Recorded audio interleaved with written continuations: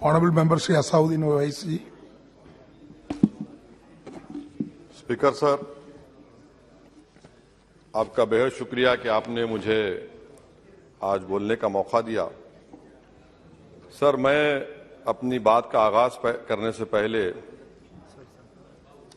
एक शेर पढ़ना चाहूंगा जिससे जम्मू कश्मीर की आवाम के उनके जज्बात और उनकी तकालीफ की अक्कासी इस ऐवान में हो सकेगी। शायर ने कहा कि आज वो कश्मीर है महकूम मजबूर और फकीर, कल जिसे अहले नजर कहते थे ईरान सगीर, सिनाए अफलाक से उठी है आहसोजनाक, मर्द हक होता है जब मरूब व सुल्तान व अमीर, कह रहा है दास्तान बयादारी आयाम की, कोह के दामन में वो गम खाने दे खाने पीर।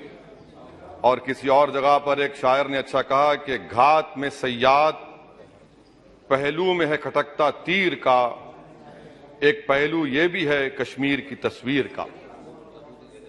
सर, मैं यहां पर ये बात साफ और वाज़े तौर पर कहना चाहूंगा कि एक आरटीआई के एप्लीकेशन में यह कहा गया जवाब में कि 30 साल में 1724 मिलिटेंट्स को हुकूमत और फौज ने, पुलिस ने उनको मारा, मिलिटेंट्स को, ये उनकी मौत हुई, जिसमें से सिर्फ 89 कश्मीरी पंडित का कत्ल हुआ।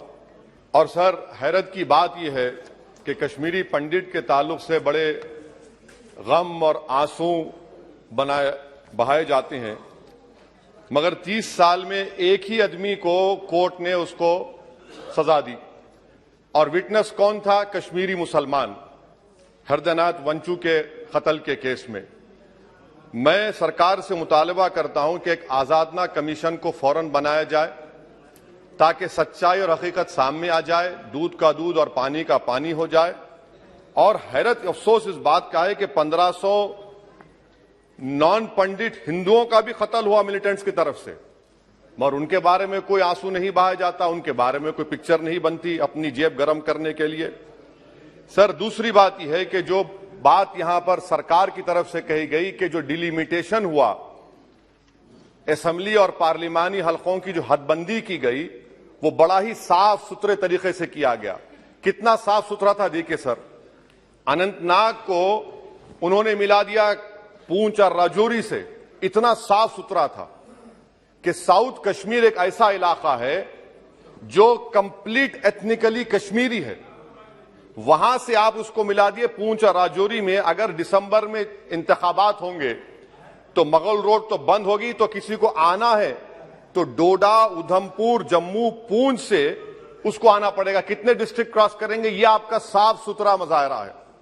तीसरी बात यह है कि सर, मैं मोहतरमा फाइनेंस मिनिस्टर साहिबा जब जवाब देंगे, वो उस ऐवान के जरिए पूरे मुल्क को बता दें कि आपने दफा 370 को, आर्टिकल 370 को हटाने के बाद आपने कहा था कि हर मर्ज का इलाज हो जाएगा।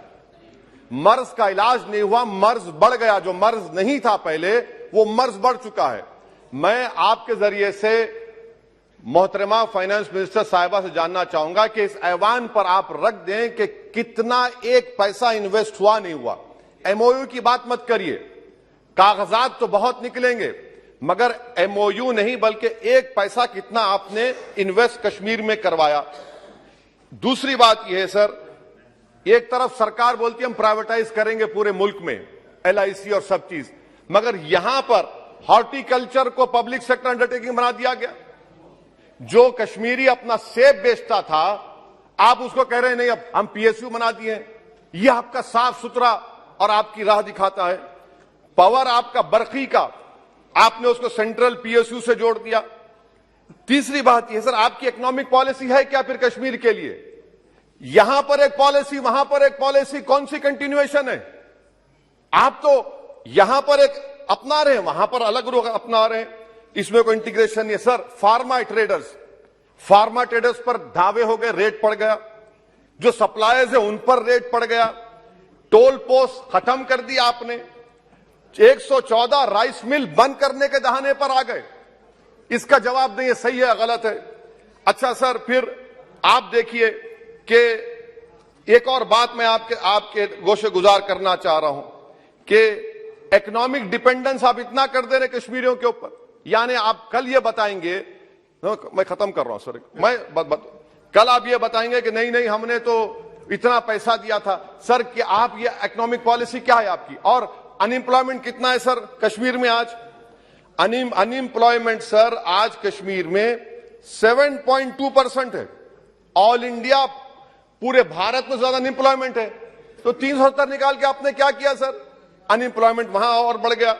अच्छा सर, ये और एक बात आपसे कर रहा हूं, JKIDC सर, ये JKIDC ऐसा आपने एक शैतान को बना दिया आपने, वहां पर एक शैतान को क्रिएट कर दिया आपने JKIDC को। और जमीन किसी की भी ली जा सकती है, पुलिस साथ रहेगी और उसके फैसले को कोर्ट में चैलेंज नहीं किया जाएगा।